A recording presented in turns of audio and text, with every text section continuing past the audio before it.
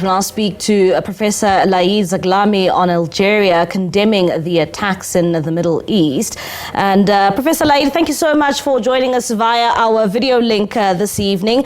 Just like South Africa, Algeria itself has taken a strong stance against, the attacks which took place in the Middle East, particularly, showing their solidarity with the Palestinians. Thank you very much. Good evening from Algiers. Thank you for having me on your program. Of course, it's so obvious that Algeria has to stand with Palestinian because we went through the same situation when we were under French occupation, and we recovered our independence. We have to pay a costly price. We have to pay for 1.5 million 500 martyrs. That's why we understand what does it mean the right, what does it mean the suffering for the Palestinian under Israeli occupation since 1948. I am so proud and I am so grateful and indebted to the South African people when I saw all these pictures and that ANC has not changed from its route of fighting apartheid, whether within South Africa or elsewhere in the world. And unfortunately, Israel has transformed Palestine in apartheid. And, as much as, South Africa and Algeria have shown their support for the Palestinians, at the same time, we do know that there's a very important meeting taking place tomorrow in Cairo.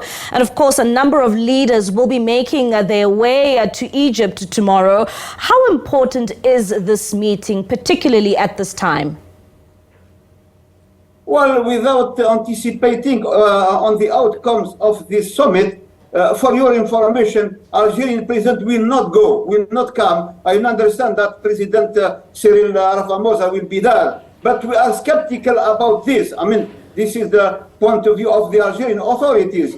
As I understood, President of Egypt, Abdel Fattah al-Sisi, is running some kind of mediation to find out a solution.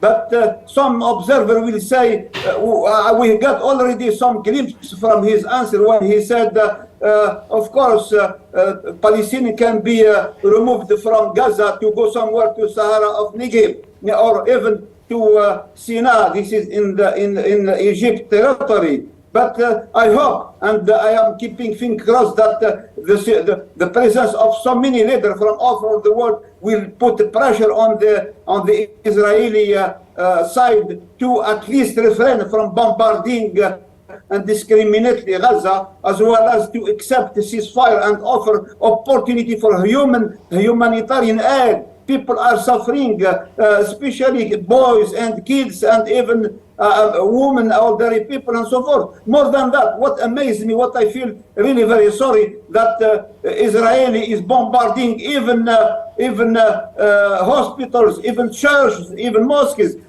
violating the basic principles of Geneva Convention. And as much as we know that the Algerian president will not be making his way to Cairo for that meeting that will be taking place for the peace talks, do you have an idea in terms of which countries will be making their way, particularly when you look at the African continent?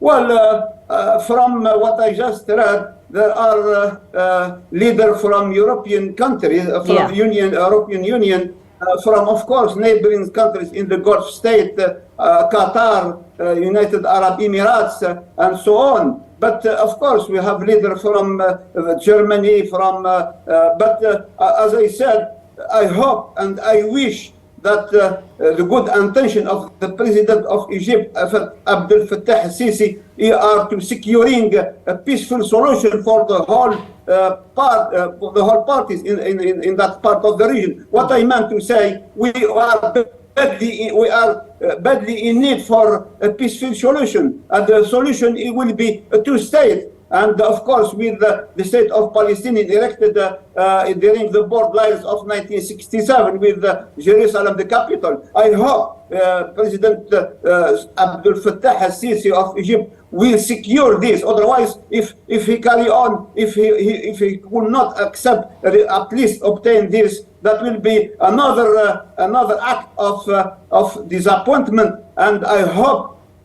there will not be any terrestrial invasion by Sahel of Gaza, because their plan is to wipe out all Palestinians. And this is, again, it reminds what happened in 1948 with the removal of so many million of Palestinians outside the country and in the border within Jordan, as well as neighboring countries like Lebanon, Syria, and Egypt.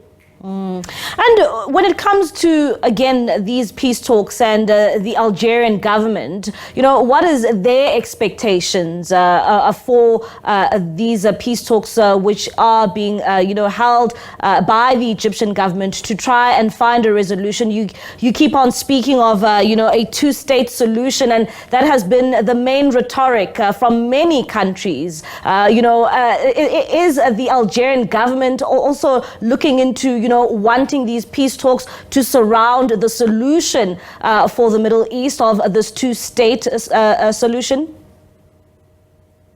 Absolutely. I will just kindly remind you that last November we organized the Arab Summit, in which more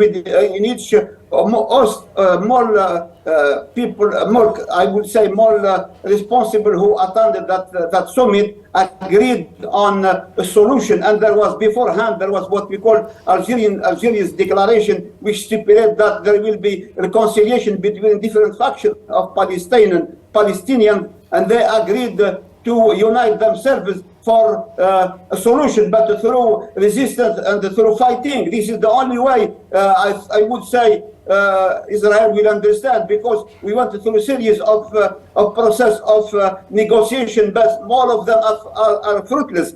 Just kindly remind you, we have 1991 Oslo negotiation. What happened afterwards? Nothing. Then we have also a series of negotiations in Spain, and very recently what we call Abraham Agreement. But even those Arab countries who normalized the relation with Israel, did Israel stop from invading Palestine? No. Did Israel observe the rules? And did they accept the option of United Nations, I would say, for the two options? Arab League in 2002 proposed a solution for two states, but not all of them have been accepted by Israel, but they continue to breach the law, international law. And at the same time, Professor Laeed, you speak of the Arab League as well. I mean, earlier this week, we saw U.S. President Joe Biden was expected to meet with those leaders, but that meeting did not happen because of the hospital attack in which we saw.